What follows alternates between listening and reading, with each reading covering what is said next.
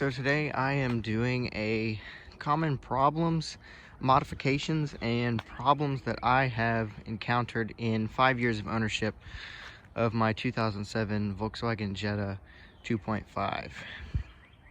I'm going to be going through just all the modifications on the car and, like I said, problems I've had and its common issues. But I filmed the video yesterday. It was way too windy. Picked a new spot. I had to delete all the other footage, so this is technically take two. So I'm going to start exterior, then work on to performance modifications, and then issues, and then we'll move inside the car. So first thing is it's kind of like a GLI clone or GTI clone. I've got the GTI grills, 18-inch GTI wheels, which I repainted because they were curb rash when I bought them. Painted calipers. It's sitting on JOM coilovers or JOM coilovers. I've got just a few other aesthetic stuff, so like a little spoiler lip and a little front splitter, just to make it look a little bit better. And then a custom exhaust, which this is the 5th rendition of the exhaust because I wanted to get it sound right. It does drone a little bit, or sometimes a lot, but I like it.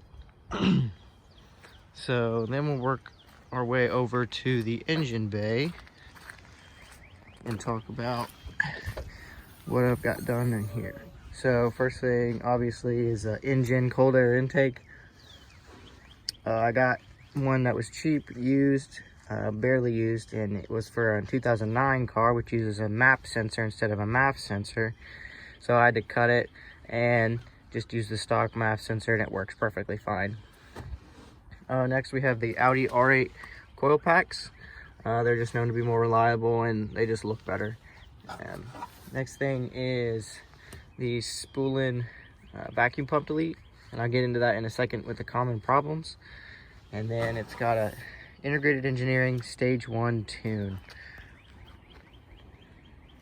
Next modification is just to keep the engine in place, which is the, can't really see it, but it's the subframe mount, and it's a 034 Motorsport billet aluminum subframe insert, upper and lower, and that prevents the engine from rocking so much when you're shifting, because front wheel drive cars that are stick shift have a problem with the subframe mount going out. And well, it's more common on the Volkswagens, and now I mean I can really it doesn't go anywhere. So, and then I've got the new motor mounts, which I did a video on both of those. So now I'm going to move on to common issues. The Volkswagen 2.5 is known as one of the most reliable engines that they have. So the 2.5 5-cylinder engine, and I can attest to that, it's been extremely reliable in the 5 years of ownership, contrary to what people may think about Volkswagens. But they do have their issues. So issues pertaining to this specific engine can be the PCV valve ripping. So this is the PCV valve diaphragm. This piece comes off, it has a rubber diaphragm, and it rips, and you can have sporadic idle when they fail. Next thing is underneath the intake manifold is the secondary air injection pump. So what that does, it's for emissions. It pumps air into the catalytic converter to heat it up quicker. It can give you more aggressive, naturally will give you more aggressive cold starts. If it's failed, then you'll notice a check engine light, and obviously your cold starts aren't as aggressive as they normally are. And that's under the intake manifold, so that's kind of a job to replace, is the secondary air injection pump, and it sucks air through these hoses here from the intake for emissions. Next thing is it's kind of all German cars, but it's not that common on these. You know, your valve cover gasket and your coil packs. I did have to replace my valve cover gasket. I did replace these just on my own terms. They weren't failed, but just because I wanted the red coil packs. But I did have the valve cover gasket fail on me. Next common issue is, which can be a common issue if you're putting an intake, or just it can happen on other cars too, but and I've had this issue, is a P171 or P0171, which is a fuel system lean code.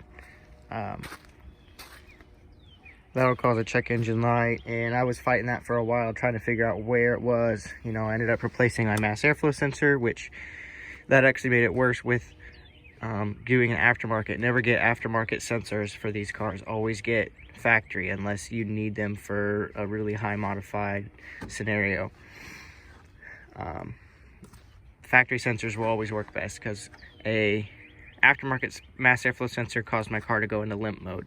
So yeah, they might be a little bit expensive, but they're worth it. And then what was actually the cause of the fuel system or lean was this hose right here, which goes all the way to the vacuum pump, and it's actually called the oil filter housing breather tube or something like that. If you have it break on you to be able to find it, took me forever to find it online. It's kind of a pain to replace if you don't want to take your intake manifold off, which I didn't, and you kind of need small hands to fit. If you don't have small hands, then you have to take it off. But this hose was cracked all the way underneath there and had sheared off and was just sucking in unmetered air that the mass airflow sensor wasn't reading, but the O2 sensor was saying that there's too much air, so they weren't working together. So the next common problem is your vacuum pump. So they don't necessarily fail, but which it's down here, you can't really see it, but under here, if we can see that. Yeah, there we go. So I have a spool-in vacuum pump delete, and this is the block off plate. What that does is just deletes your stock vacuum pump for your brakes, which can produces vacuum and gives you constant brake pedal feel and power at any RPM at any speed. It's good in design, but the gasket fails and will leak oil all over your transmission, and in severe cases could leak oil onto your starter and make your starter go bad. So what I did was I took it off, and now it uses vacuum from the intake manifold that the engine naturally produces. It's a common modification if you don't want to repair that, because it's kind of an expensive repair if you take it somewhere. It's not difficult to do by yourself. You do have to take pretty much everything here off, with the exception of coolant hoses, and we have to work around those. It's not too hard. It can be done, but it is an expensive part. So what a lot of people do when they leak is just do a vacuum pump delete like this one, to resolve that issue. And like most cars, either back then or even some now, you still use vacuum from the intake manifold. So it's a tried and true method. So I didn't have the vacuum pump fail on me, but I just did it as preventative maintenance, and I wanted to get rid of a little bit of parasitic drag on the engine. It's probably not much at all, but you know, every little bit helps if you're hunting for performance. But hunting for performance on these engines aren't really the idea, because they are just kind of, you know, super reliable. They don't make a lot of power. So moving on with the common issues and issues that I've had is I have had the valve cover gasket go out. That's after about a year of ownership. Again, that can happen with multiple different cars. It's more common on German cars, but it's really not that common on the 2.5.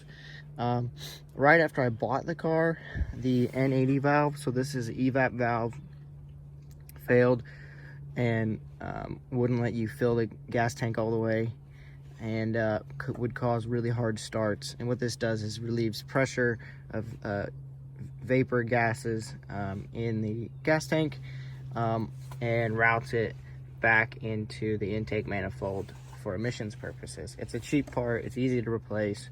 It's like $25. Next is, right after I bought the car, the alternator went out. That can happen on any car, but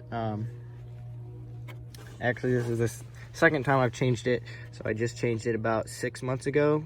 So 2 alternators in, you know, 5, almost 6 years. It's not the best, but you know, it is what it is. It's kind of a pain because you do have to loosen the intake manifold because it won't fit through this hole. And if you get it taken somewhere, it's kind of an expensive job. It's about $1,100 because the alternators aren't cheap on these cars. which I had to do because I was out of town and I didn't have my tools with me and I couldn't do it myself. So I had to take it to the nearest Volkswagen dealership and pay an arm and a leg. So next thing is a starter. I did have a starter go out on me, but again, the car had 180,000 miles. It's not necessarily the car's fault, or maybe not a common issue, but they can go out too. I made a video on how to replace that. Next, if we walk around here, I had the fuel door actuator that went out. I made a video on how to replace that. It opens your fuel door. I also made a video on how to open it if you're in a pinch, that you need to get fuel and you don't have a new actuator, and it's really easy to replace. Next issue is, just like I said in the modifications, was the subframe mount, the 034 Motorsports billet aluminum insert, which I made a video installing that. Prevents the engine from rocking back and forth. That bushing is really hard to replace, and they do go out not frequently, but they wear out quicker than normal, and that causes the engine movement a lot. You'll feel it when you shift and the engine will rock, and it just feels weird, it feels bad. So to remedy that, you can get a billet aluminum insert, which is the most severe, or what most people do is a silicone hard rubber that they insert into the bushing to prevent that movement. Because in order to replace that subframe mount bushing, you have to drop the whole subframe and have a press to press it out, which I don't have. Next thing that failed, which I talked about, is the secondary air injection pump. So again, about a year after ownership, that went out, as well as, when I got the valve cover gasket replaced, that went out. And again, the intake manifold had to come off to change that secondary air injection pump. Next thing that failed on me is this coolant junction here. There's where the coolant temperature sensor is, just this plastic piece here where these rubber coolant hoses meet. It cracked and was leaking coolant onto my transmission. It's more common on Mark IV Jettas. It's not super common, but it is a part that has failed on me. Just because, again, plastics on these cars aren't the best quality, and over age with heat cycles and getting hot, they get brittle and they crack. Next up is motor mounts. They don't really go bad. They're just, they do go bad, but again, in high mileage, of course. So this car had about 180,000 miles almost when it was time to change my motor mounts, because they were ripped, and the engine was sitting a lot lower, and it made everything so much smoother, and the engine in place, and the shifts felt better, and the power to the ground felt better. I made a video on how to replace all the motor mounts, the transmission mount, engine mount, subframe mount as well. So moving into the car, common issues is there's not a ton, but most people in the Mark V generation, whether you have leather or fabric, the door card trim here, this whole piece, again, whether that's leather or fabric, will always, if it hasn't been already done, fall off. So the glue or whatever is bad, it goes bad, and the fabric shrinks and it just starts peeling off. Same thing for the headliner. Now, I've owned 3 Volkswagens in the Mark V generation now, and I've never had a headliner going out. I did buy one that the headliner was replaced because they sag and they separate. Luckily, this one hasn't. And next thing is plastics, and air vents. So these air vents, they're fragile plastic, and over time you go to try to move it and it'll just snap. I've replaced the air vents in this vehicle, which I made a video on how to replace those. So yeah, the plastics in this car get really brittle. Buttons, they get sticky buttons as the car ages, and it scratches real easily. So, if you have one, try to just use the pad of your finger. Don't have your fingernail touching anything, because you don't want to scratch it over time. Luckily mine look fine and great, because I just try to not mess it up. So this car does have some heat damage, because when I bought it 5 years ago, it was a Florida car, and it was obvious that it spent a lot of time outside and got really hot inside. So that's a video on some of the common issues I've experienced and current modifications on my Volkswagen Jetta. I just sold this car, so this is kind of like a farewell video. It was my first car, and it's been really great to me for the past 5 going on 6 years. So thanks for watching, and have a great day.